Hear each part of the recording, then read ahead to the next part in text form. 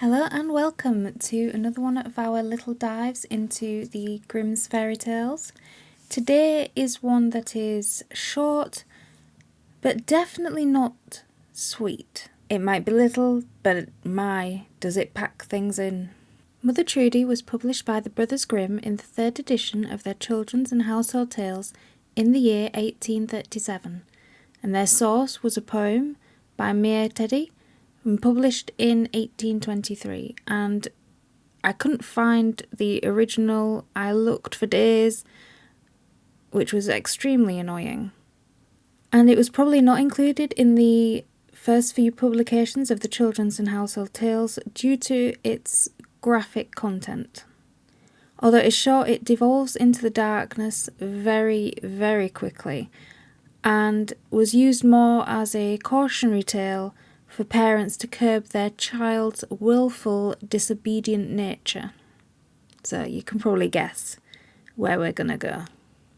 The tale opens with the classic Once Upon a Time, and it features a main character, a young girl. We never get to know her age, but I would pin it around the early teens kind of type, who is described as stubborn and inquisitive. And these traits are written in a way to say that these are not good. But whenever her parents ask her to do something, she always refused. And it is actually written down that how could things possibly go well for her?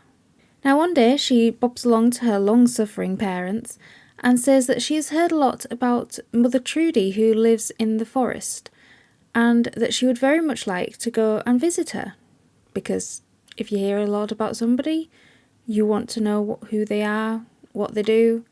That people gossiped about the house, saying that it was quite strange, and that a number of odd things always happened there.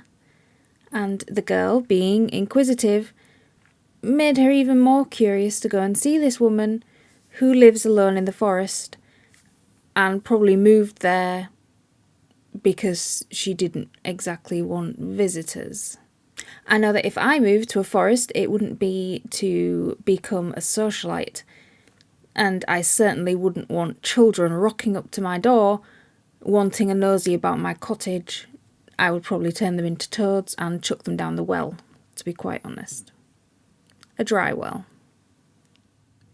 Now the girl's parents gave her strict instructions not to go anywhere near this house, and as most parents would be aware, that never fails, and told her that Mother Trudy was an evil woman who did many wicked things and cavorted with all manner of strange demonic creatures, and that if the girl visited her, she would no longer be any daughter of theirs. It doesn't say that she has siblings, so this is their only child that they are willing to disown if she even goes to see a house in the woods.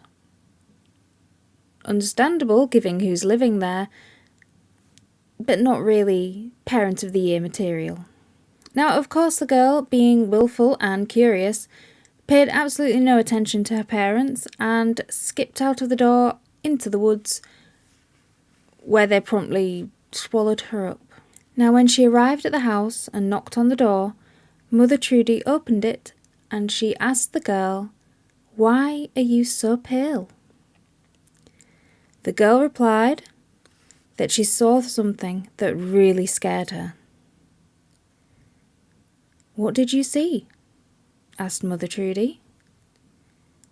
"On your staircase, I saw a black man," said the girl. "That was just the charcoal burner," the woman answered.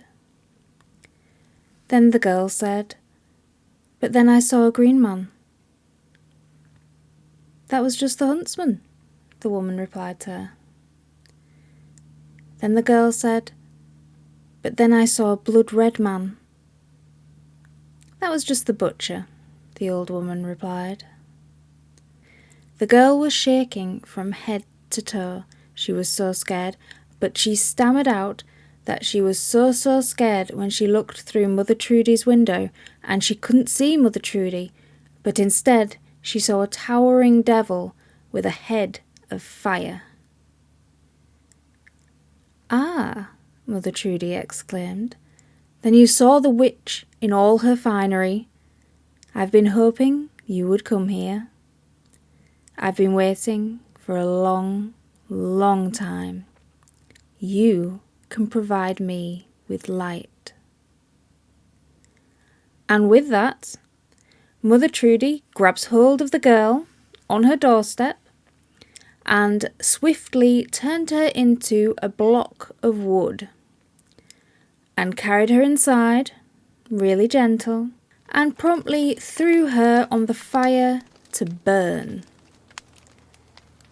And when the fire was good and blazing and the wood practically incinerated, Mother Trudy sat beside it, warming her cold witch bones, and said, "Now that gives off a nice bright light."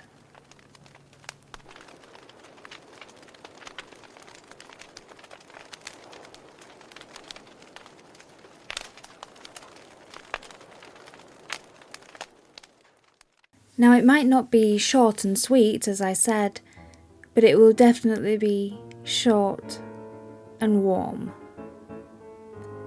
So for today, friends, keep warm. And if you need to, throw a child on the fire. And as always, keep reading.